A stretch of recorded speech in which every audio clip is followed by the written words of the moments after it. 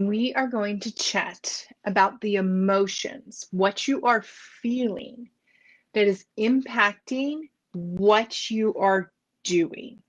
So, your feelings, the way that you feel in your body, what like emotions are happening and are triggering you, are impacting your business, your success. Let me bring this home and give you an example from my own life.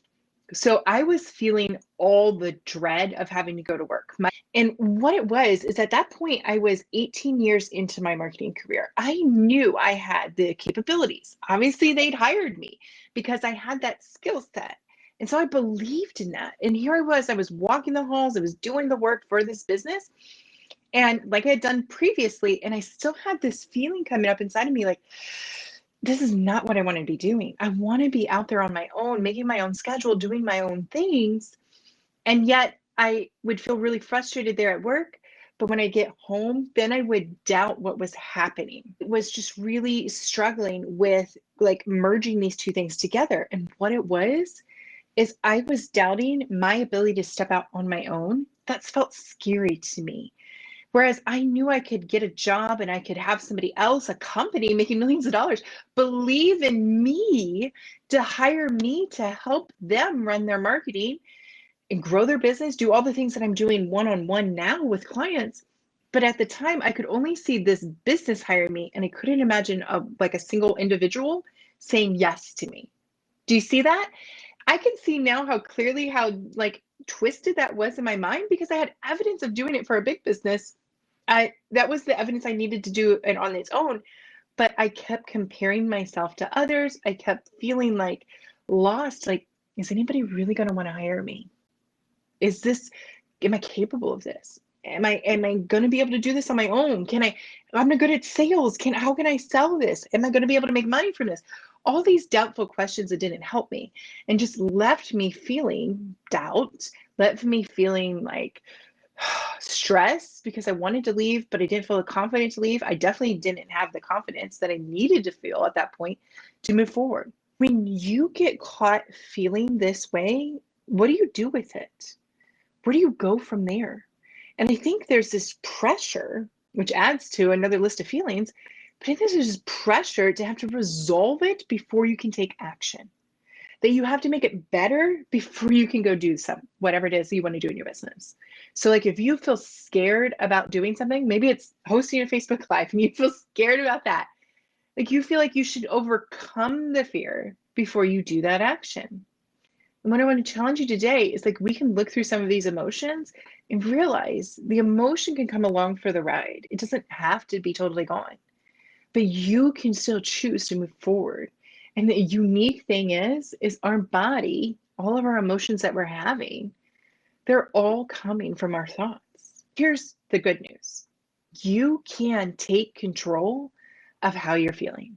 And you can take control of that by creating the thoughts that are going to lead you forward. So I want to break down, for example, some that you might be feeling right now and help you to see where you could shift these. Okay. So it's not picking up a new thought and a new feeling and just going from like, I feel scared. I feel like petrified of doing this. I feel really vulnerable to being, I'm Superwoman. I got this. Okay. We're not going to do that, but we're going to help you to pick up a new thought that gives and generates a potentially new feeling wherever you want to go with that you work on believing. Okay. It's not imaginary. It's not pretend. Some people think it's just like flip the light switch on and off and it just can be that quick of a transition. And yes, it can, but I'm not putting that pressure on you that it has to be because you could still move forward without having all the confidence. You could still move forward and still question yourself. You can still move forward when you have some doubt and vulnerability coming up. You don't have to ever have this point where you're like, I'm perfect. Not that there is such a thing, but I've reached this pinnacle point where I'm just going to be able to do it all. And so for me, when I decided to finally step out, it was because I was willing to let go of comparison. I had been caught up. I'd been listening to a podcast for years. And so she was earning millions of dollars. And I was listening to her podcast and she was amazing. And she did marketing very similar to how I did marketing for in-house for businesses. And I would sit there and I would think, well, I'm not her. Nobody's going to hire me because I'm not her. And that was a completely unrealistic thought that I was believing, which made me doubt and not feel secure at all. I felt very insecure. I lacked the confidence to be able to do what I needed to do. And I share this because it's become so vivid to me now that I'm on this other side. I just like finally released that. And I was like, I don't have to be her. I have to be me. And I wanted that voice in me to grow. And I think that's maybe why I stopped listening to her as much. But I was just like, I want my strength to shine. How can I feel confident in who I am? And that choice to feel confident wherever you are, same thing, has to come inside from you. You feeling that you've got this, you feeling worthy in what you're doing, you feeling capable. All of that is a part of your self confidence. And self confidence, you grow that by what you choose to think about yourself, not the evidence of what other people say, your testimonials, your feedback, or your evidence of what you've done. And that's where I was, is I kept getting caught up in like using the evidence of what I'd done in the past to justify why I should step out on my own. But that wasn't what I needed. Yeah, it was great to have that and as a solid foundation. But what I really needed to step out on my own was just my own belief system. So what I want to challenge you with today is, how are you looking at this for yourself? How are you really connecting with where you're at and what you're feeling to call it out, give it a label, identification? I was just feeling all the feelings, thinking all these negative thoughts, and I wasn't stopping to call it out. And so if you can stop and say, why do I keep comparing myself to so-and-so? And like really investigate that, like I did, I was able to realize, oh, I'm caught in comparison syndrome. Like legit, this is a problem for me and I need you to address this, because it is a problem because I'm not ever thinking I'm good enough because I'm not like so-and-so. It's like you're looking at Instagram and being like, I'm not beautiful enough, I'm not perfect enough, my marriage and my life and my kids aren't good enough because they're not Instagram like worthy like I see other people. You are 100% worthy right where you're at. You don't have to try and be like the Instagram pictures. I didn't have to try and be like her. She's been where I was, and I was only comparing my current to her present, which is awesome, but is my future. I'm not there yet, and that's okay. So when you take in that perspective, for me, it was calling out the comparison. For me, it was calling out the doubt and really the guilt I felt for like, oh, I can't believe this. I'm 18 years into my career and I still am doing this. I still haven't made it. I must just not be good enough. Like thinking those kind of thoughts were not helpful. And working through that to learn how to overcome that.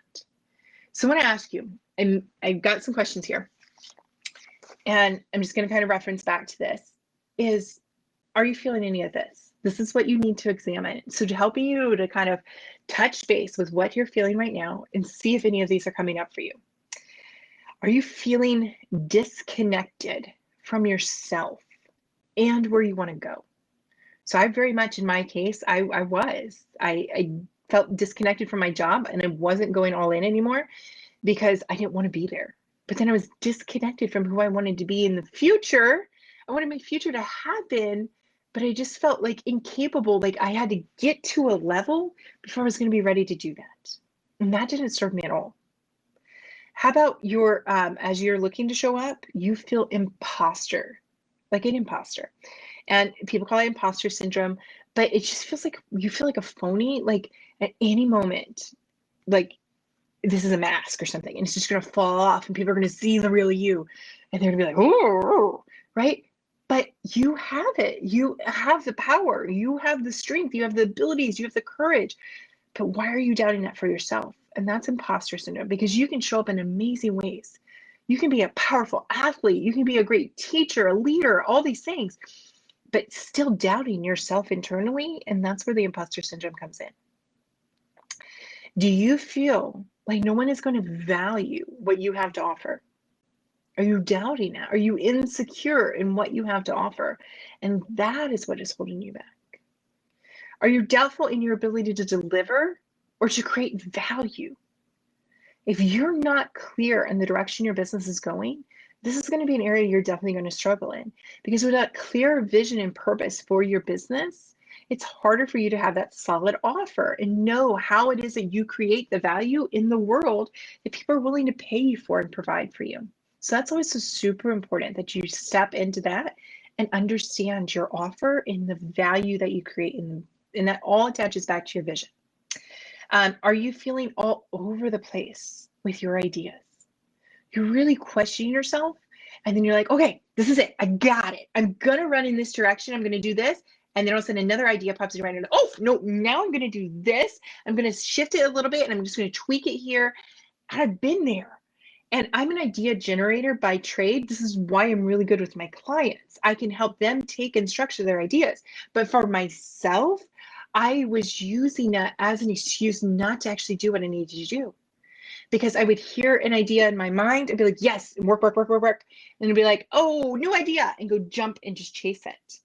And so you can get caught up there. Or maybe you're taking a new training or doing a new process and like, okay, now I want to just keep rolling into the next thing. I need to acquire more skills before I'm going to be fully ready to step out on my own. It's a little bit the same thing. And so that's kind of holding you back too. How about, are you feeling confused over the direction in which you want to go? It's a little bit from where we've gone before, but also because you're lacking clarity. If you have that vision in place and you've created a clear roadmap for yourself in your business, one of the ways I do that with my clients is I set them up on a 90-day plan. So they know over the next 90 days, I'm going to focus on this and this is what I'm going to do. I'm going to stay the course and see the results and then make my changes as need be. But instead of changing each and every month, or weekly or daily, but they stay the course, and it gives you the clarity so you don't get caught up in thinking like, how am I going to do this and where am I going to go? Instead, you have that clear roadmap for yourself. And then lastly, are you feeling guilty for not being further ahead, being further into your business, having achieved more by this point, whether it's by your age, by the number of years in your career, wherever it is that you feel? For a long time, I was moving very quickly. I graduated high school at 16. I graduated college at 20. I was married before I turned 21. I was doing all these things so fast. And I was like, yes, I'm a rock star. But then gradually over my career, things started to slow down as life kind of does. And I started to doubt, like, even like, am I hitting that milestone? Am I where I should be? I just want to caution you that when you start saying things like, am I where I should be? Says who? Anytime I hear that should statement when I'm with a client, immediately my brain is triggered and I start to watch for what they're going to say next.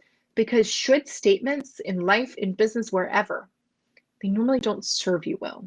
Because it's like there's this unmet metric that you're trying to hit, and who establishes that? You get to set that for yourself. You don't have to be at a certain point by the should be statement. I should be further along by now. I should have done more in my career by now. Do you see how none of those help you? And it makes you just feel that guilt and that shame for not have accomplishing that.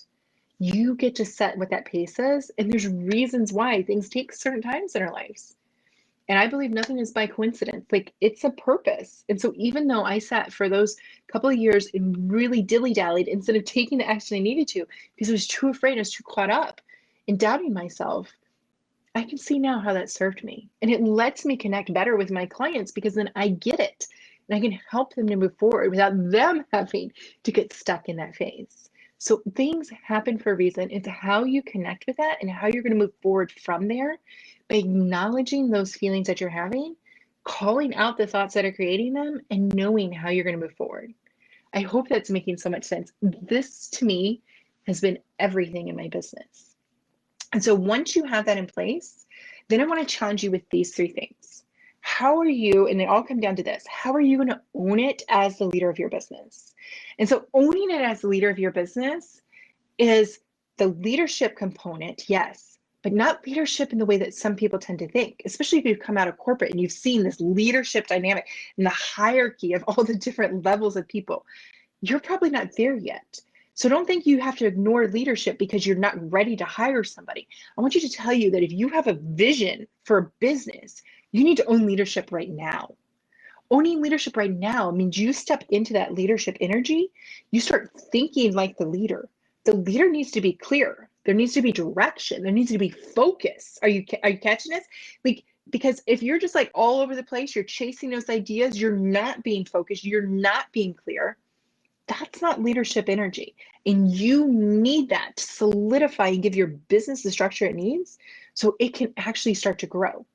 When I see somebody who's struggling, they're like, I'm in business for myself, and you start to ask them some questions and break it down, and they are not making money or they're not growing past a certain point, like they just seem stuck, there's usually a lack of structure. They're not focused and clear on that vision and in holding space for their leadership energy. You can multiply what you're capable of when you tap into that leadership energy. So it comes back to, are you owning the reason you wanted to go into business in the first place? The desire you have to be an entrepreneur, what is that? What is that vision you have? What is that purpose you're going to fill? And attaching that then to a clear offer so people know how to do business with you. This is where the leadership and the marketing come together. And that is where you get super clear about how you're going to guide your business. Okay. And then, are you owning the value that you create? Do you really wholeheartedly believe in what you have to offer? And there's sometimes where people are like, hey, I'm here, I'm willing to show up, but they're really hesitant about it. And it comes across in how they sell when they have a consult with somebody or they're talking, they have an opportunity to pitch their services, and it just feels weak. It feels a lack of confidence. So you got to own this. You got to own what you think about your business. Here's another way to say it. Think about when you fell in love or you really felt impassioned for somebody and you had that deep desire to be with them. That desire is what you want for your own business, for what you are offering. It's like having, I've heard people say, it's like having the cure to cancer. Would you just sit on and be like, well, I've got the cure to cancer. Wonder if anybody's going to want this. No, you'd be like, I've got the cure to cancer. Pay attention. I'm going to go help all these people because I believe in it. It's so amazing. I know it's going to solve their lives and their problems. Your people, your clients have problems too. And there's not anything less significant there. You need to own it for yourself and think about how amazing it is that you get to bring this solution to them. Do you feel that much ownership over what you have to offer, why you're in business? You get that excited to go and do it. I'm there. I feel that way about what I get to do because otherwise people are just churning their wheels and feeling stuck and not actually taking action. I get to help my clients to move forward, to start making money, to start growing their business because they get super clear and abundant and focused and they're not caught up in their thoughts. Like there's so much that you can do on your own without the help of assistance because you're just creating the thoughts that already live in your head, those doubt, that confusion, all of that is still living in your head. And it, like, if nobody's going to help you clean that out and redirect that, how are you going to move forward? That's what I love about that part of my business. I get to coach people to help them to develop that. So think about that for yourself. And are you really that excited about what you have to offer to your perspectives and to your existing clients to help them move forward in their lives, to help them solve the problem that they have? That's really, really powerful. So one, you are owning it for yourself, the vision that you have for your business. You are owning it in a really passionate way that you're excited for the value that you're going to create in the world with your business. And then are you owning your confidence? So we chatted about this earlier, but the self-confidence that you feel, the ability that you feel to move forward, to take action, to do what you want to do. How are you owning that? And that's the mindset work. And so this whole framework is built around you owning it as a leader. And then once that's clear, like we develop out your marketing, this kind of go hand in hand. And then at the same time, developing out your mindset so you can own the self-confidence. You can be assured of the direction you're taking. Even when you doubt, you still keep staying the course. Even when you feel vulnerable, you still keep moving forward. Why? Because you've been developing out that leadership inside of you, that when that one side of your brain is saying, I don't want to do this, this hurts, this is uncomfortable, I'm scared, I'm doubting this, I don't think this is where we should be, all the things, the other side of your brain can say, I got this. I understand you're scared and it's okay, but I have a plan. I am the leader of this business and we're going to keep moving forward. I got you. Like that's what I get to do for my clients. And then it helps them to solidify that in themselves and start to feel that energy to start to really move forward as the leader of their business. So if this is where you want to be, I'm doing a 5-day challenge. And in this 5-day challenge, I'm coming alongside you just like I do with my private clients and giving you a taste of what this is going to be. So we're going to focus in day one. Like, why are you in business? What is your vision? Getting super clear about that. So you have that overarching compass, that direction you're going to go. Then we're going to break down your offer and we're going to work on your mindset with that as well and how you can develop out that confidence. And go, like each day is going to have a different component that we're going to do this all together. So that at the end of it, you're ready to start building your 90-day plan. Your like strategic action for what you're going to do over the next 90 days. You set a good strategy in place. If you get really clear on all the things we're going to do in that 5-day challenge, then when you set that 90-day strategy, you go after one thing with it all in, being totally focused for those 90 days, you're going to see how much movement you're going to be able to make, how much more confidence you're going to have as you're working through your mindset, how much more you're going to be able to develop for your business by taking action. It's amazing. I love 90-day plans. And so that's what we're going to do throughout this 5-day challenge. So check it out now if you want more information. Thanks so much for watching and connecting with me today on your emotions and learning how you do not have to let your emotions take control of you and shut you down from moving forward. They don't have to be a roadblock. They can be the empowering force that helps you move forward. Thanks so much. Bye-bye.